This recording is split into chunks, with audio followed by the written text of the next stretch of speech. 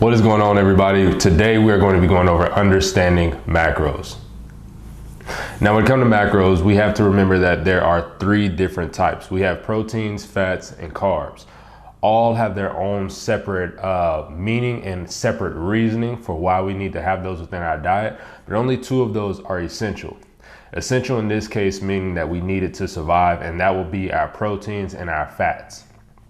All of the things that we're going to go over today are what are the process of these foods, what is the need of them, what happens when we ingest them, and also our recommended amounts that we should try and keep within range throughout our course of working towards our goals. Now, let's start off with proteins. Proteins being one of our major building blocks for our musculature.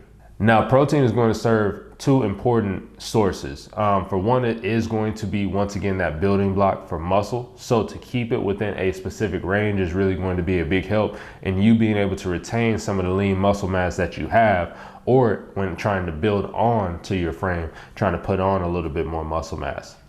Another thing that is going to help out with is satiety. If you are in a cut, this is most of the time why high protein diets help you out the most, because you can eat more in a sense, or at least feel like you're eating more while actually eating less because of the satiety and the fullness that you feel from eating protein sources, especially leaner protein sources. Now, on the side of protein helping out with the muscle retention, we want to make sure that we are having enough within our bodies to withhold what is already there. Oftentimes when we go into a cut, and they are done too drastically, one of the main things that usually falls off is the amount of protein that we are having, or the type of protein that we're having. We have two different kinds, which are complete proteins and incomplete. Complete being the ones that have all essential amino acids, incomplete being those that do not have all essential amino acids that help make up many of the building blocks that we need within our body to build on the muscle and help the muscles repair after some type of strenuous activity like training. So when we start to cut back on those things, because oftentimes we see a diet to where we need to cut as doing more salads than anything, very little sources of protein, or the sources of protein that we do get have very little protein content. So therefore we start to miss out on a lot of the benefits that we would have by having some type of lean source of meat, and also trying to choose protein meats that are more nutritious than those that are not. So if I really had to kind of list them off in a list of which ones I would recommend, I would definitely put red meats at the top, fish right below there, turkey, chicken, plant-based, and then supplements all the way at the bottom, rounded out for number 6. So now when we look at animal proteins, especially looking at red meat, this has really gotten a lot of bad publicity for quite some time. But many have forgot that the American Heart Association has redacted a lot of its claims, or all of its claims, as far as red meat causing higher cholesterol. In most cases, we have to look at this in a sense of what type of lifestyle is also going along with the people that are eating it. In many cases, those that eat a lot of red meats, were eating them in ways that were not the most healthy, for one, and two, they were eating them with lifestyles that were very sedentary, usually drinking that down with something that was a beer or some type of soda or sugary beverage instead of, water or something like that. So when we start to bring all these things into play, we can start to not demonize certain things as much as what we have. Now, there are issues within high saturated fats that animal foods bring, but we're going to dive into ways to counteract that once we get into the carb section of this video. So now when we rank out these different protein sources, one of the things that has to come into play is what is the reasoning for the ranking? Is it based off of how much protein you're going to get in one serving? Is it based off of how many nutrients that you're going to get in one serving? And for me and for many of the studies that have come out, that is the reasoning as to why red meats, high quality red meats, are bumped up to the top.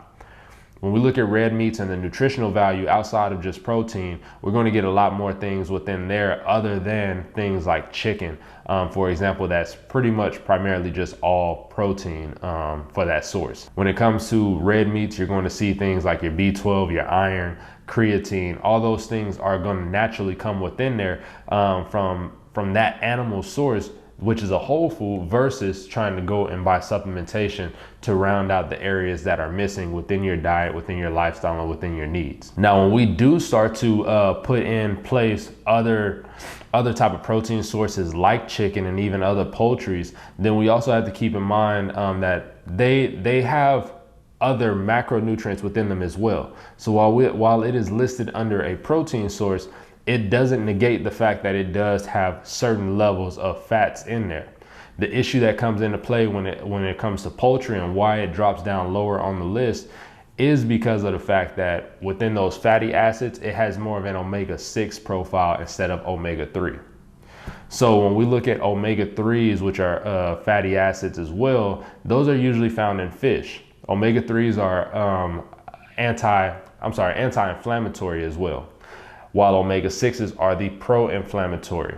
So when we do not have a good balance of both, then we start to see a higher rise within inflammation within a lot of people based off of lifestyle and nutrition in this case. So if we want to try and counteract that, we want to try and have higher amounts of omega-3s, which is why fish falls at a second place for us. Not only are you getting a good amount of protein within a serving of fish, but you're also getting good amounts of animal fats as well.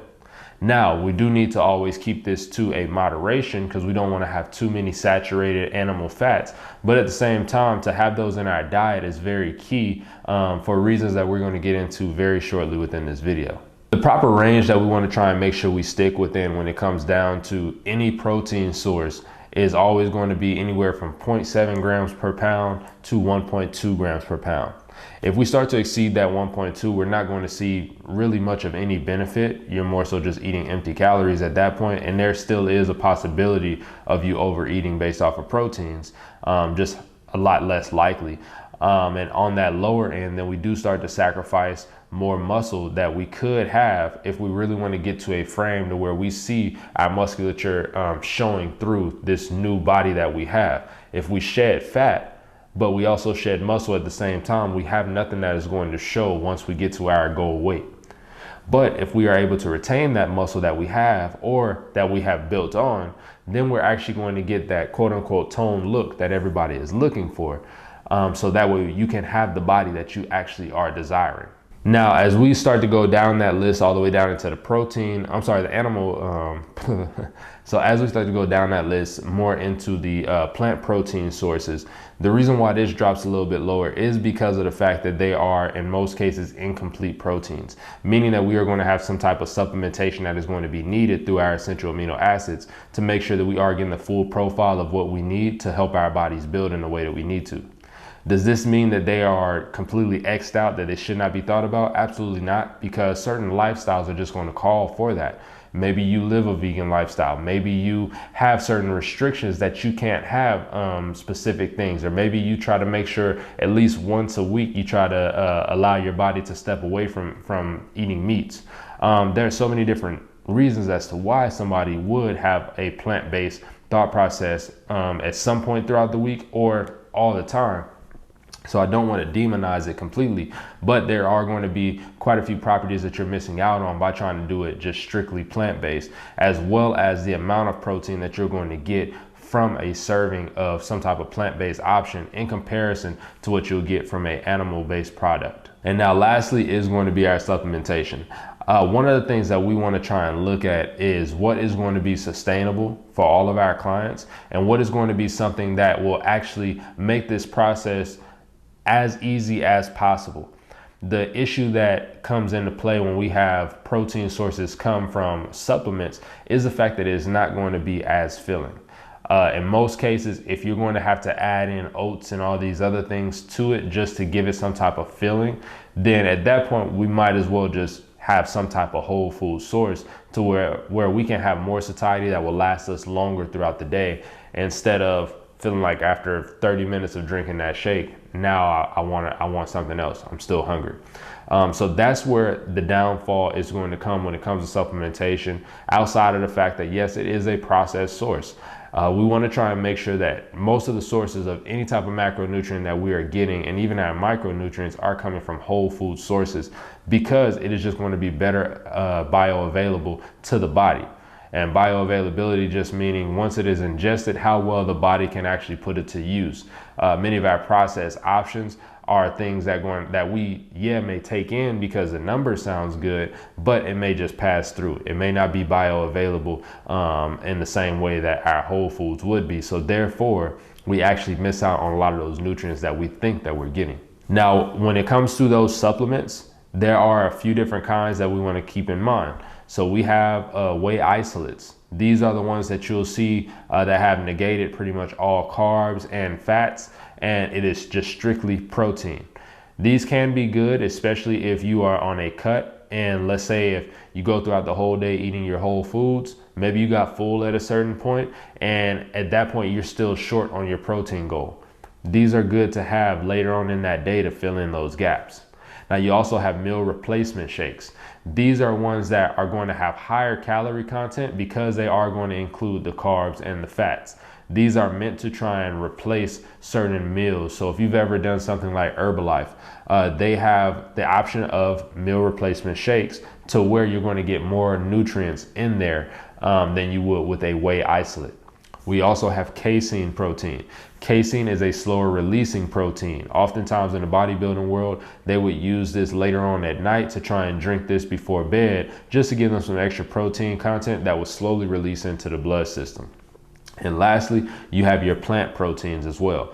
This is also going to fall in line with even the whole food sources of plant proteins, that there is going to be incomplete profiles when we look at essential amino acids. So therefore, further supplementation is going to be needed when taking any type of plant-based protein source. So now, as we jump over into fats, I want you guys to remember that fats are not something that we want to necessarily stray away from, but we want to catch it a lot more closely than most other food groups, most other macronutrient groups.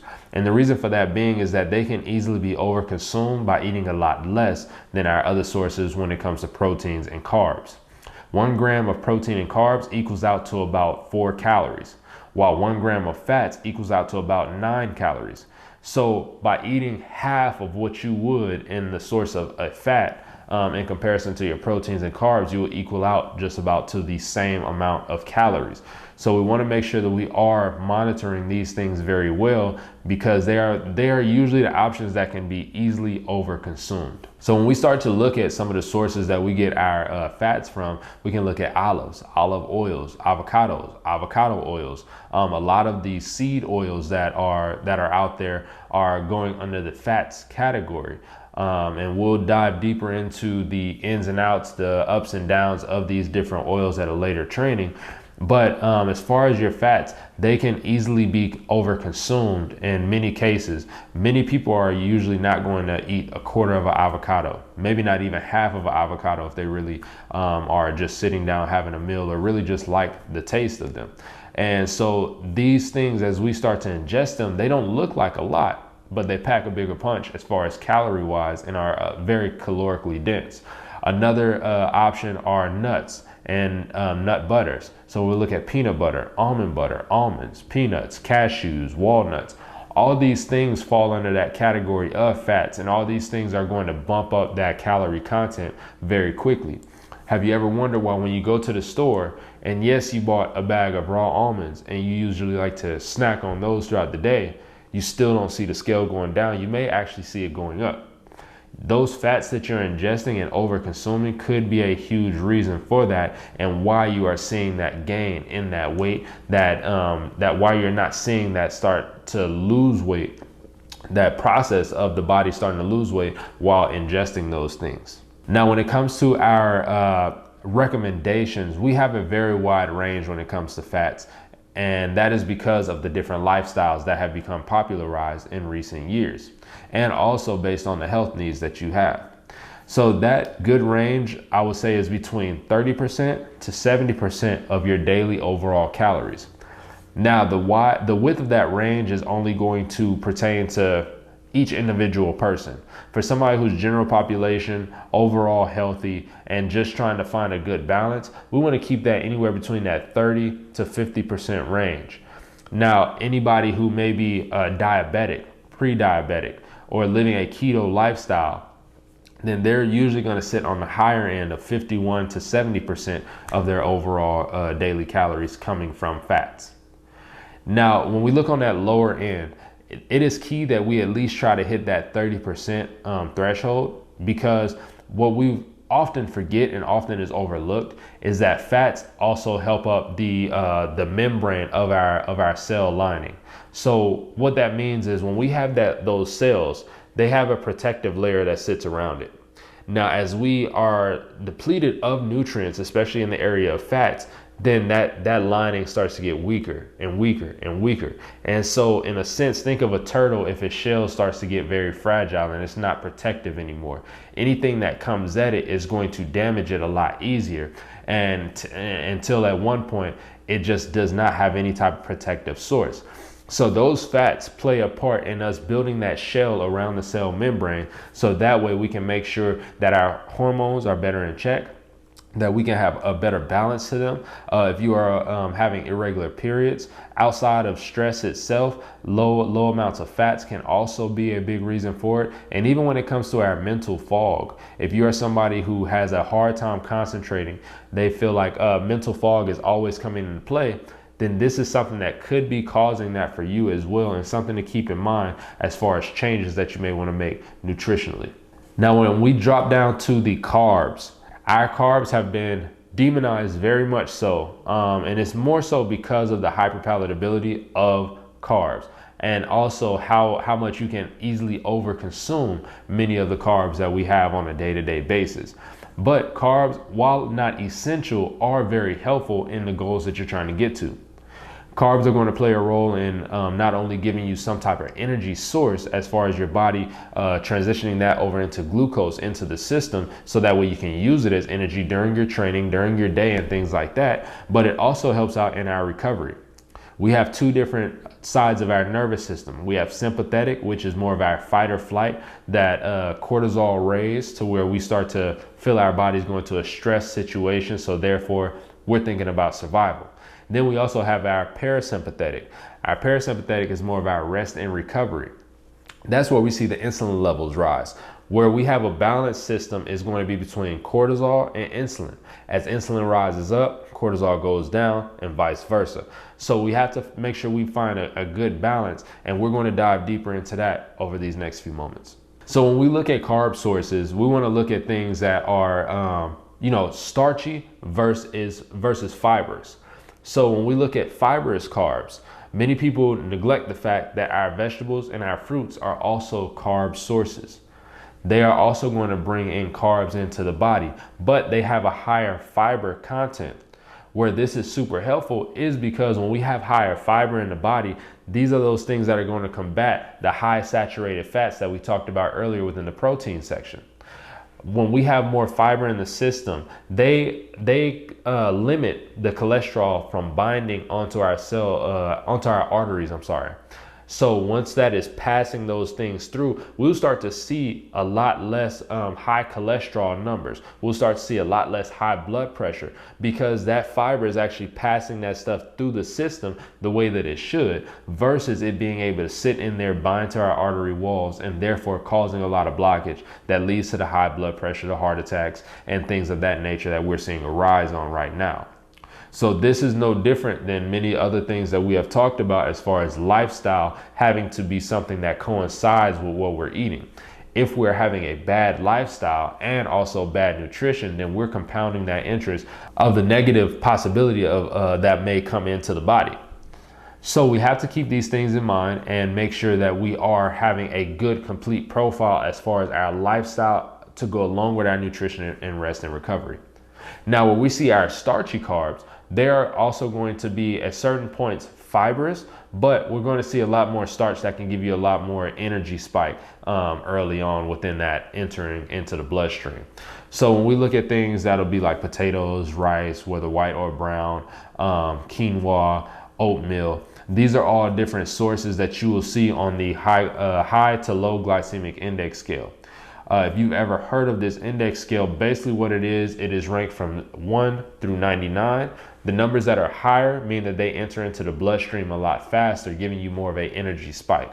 The ones that are lower mean that they enter into the bloodstream a lot slower, giving a little bit more sustained and lasting energy that has a more step-by-step approach, or baby step approach, if you will, versus just jumping straight to the top floor.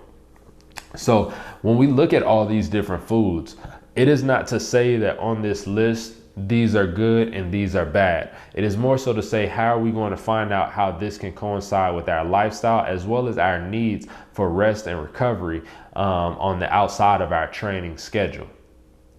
When we also see the glycemic load, I want you guys to keep this in mind, that glycemic index, is more so based on the fact of if you go to a restaurant and you're only going to order a bowl of white rice. Nobody that I know of has ever done that and just sat down in a restaurant and only had that. Nothing to drink, nothing else on the side, nothing to go with it.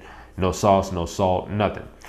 So we want to more so look at glycemic load that is going to come into play based off of our plate as an entirety, our meal as an entirety. So we want to make sure that we are having the proper things to go along with these foods, so that way we actually reap the benefits of what these foods can do for us and not putting ourselves in a harsh situation.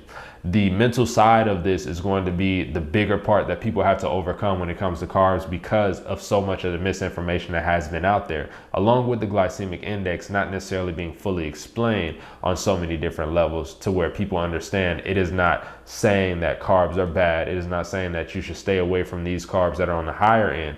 It is more so saying, how are we going to load this with the rest of our food profile that comes in our meals? Now, when we look at certain diets and lifestyles that restrict carb intake, such as carnivore, such as vegan, then we're going to start to see where they have a lot of deficiencies and where some of the issues arise within their bodies. So oftentimes, especially if you know somebody that has started out on keto and maybe they have a very high fat intake because they have dropped their carbs so low, one of the things that they deal with is digestive issues in most cases. Now, while they are still getting some type of fiber through the plant sources, it is still good to have it through some of the other starchy sources as well, because they still have very good high fiber content. When we look at chia seeds, we look at oatmeal, these are all things that give us a good amount of fiber that can help those things pass through. And with all these diets coming forth now, where we are eliminating certain sources such as carbs, where we are getting a majority of our fiber from, then we're also starting to see that we are dropping well below what previous ancestral diets have done. What that does in turn, it takes down our gut health and our gut lining. Therefore, when we are starting to ingest these things, we need to remember that our gut is like our second brain. If our gut cannot handle certain things and it is put under stress because of what we're intaking into it, then we're not doing our body any favor. And then that leads to us not seeing progress when we're actually doing a cut. Why am I hitting plateaus more often? Why am I always feeling sluggish? This is also another reason for brain fog, because we're not seeing enough that passes through the body. Our body is so stressed out in a specific area that other components are not being able to work, because it's all hands on deck to try and fix this from the inside out when we're not helping it with the things that we bring in. So when we look at carbs, I do want to recommend that you guys try and find more of the root type of foods. So root vegetables that may come from the ground, come from the dirt in their most inherent form. Hopefully, I know organic can get very expensive, but even just trying to find the best ways to possibly grow your own, or just find the best option that is available to you at that time. I cannot reiterate enough, do not go out and try to break the bank just to buy everything organic if it is not sustainable. Your biggest part of your journey is going to be consistency.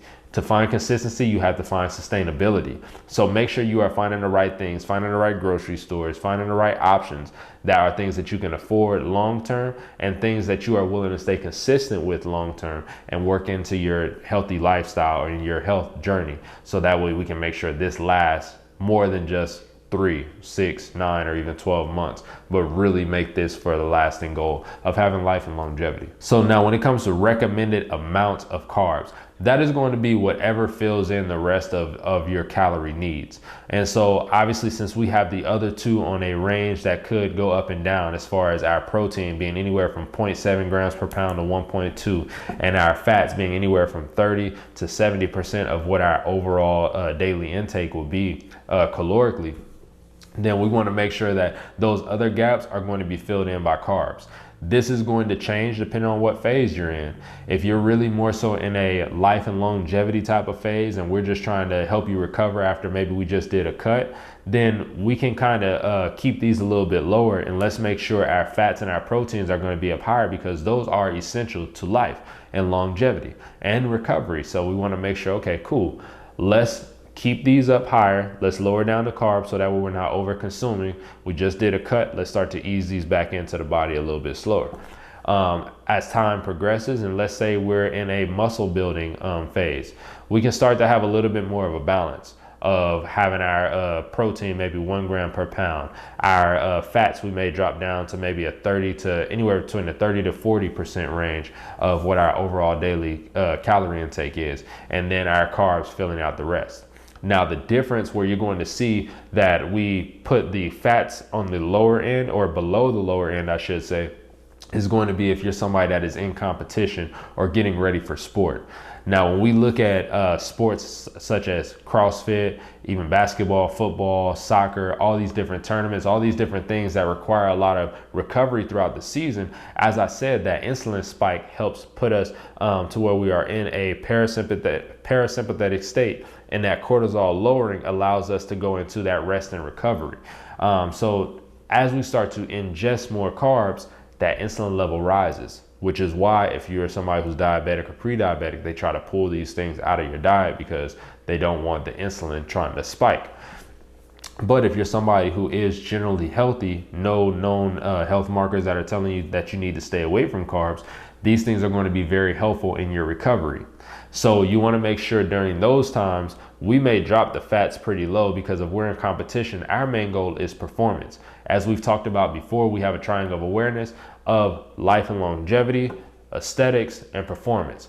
Within that triangle, you're not going to be able to touch all three corners at the same time. So as we start to dial in more on that performance corner, then we need to make sure that we have a clear understanding, okay, I'm going to have to do some things that pull away from the life and longevity. I'm going to have to do some things that pull away from the aesthetics. That one thing in this case will be upping the carbs, where we may see a little bit more water retention. So if you had the 6-pack abs before season started, you might not have them at that time in the middle of competition. If you are having the best hormone profile, you might not have that during that time during competition, because the body is stressed from the competition itself. And also we need to up these other carbs to make sure we're going into rest and recovery. This is why it's so important for us to phase out our training from our in season to post season, which is our recovery phase, where we start to get everything back to balance, hormone levels and things of that nature. And then our off season, where we start to work on the weak sticking points of what we may have went through prior to that during that main phase, whether it be of cutting, whether it be of performance. And then we have our preseason, which is allowing ourselves to mentally get prepared for the type of stresses that we're going to go through within this active in-season phase of cutting, of performance, of aesthetics, whatever the case may be. So guys, that is our training today for understanding macros. I hope you guys enjoyed it. If you have any questions, please make sure you drop them over in our chat, our group chat, so that way we will be able to answer those, not only for you, but for everybody else in the group. Because trust me, your questions can be a huge help for somebody else that may be a little bit too shy to ask them, or even for new people that enter into the group later on to be able to refer back to that as a point of reference. So until next time, I will see y'all later.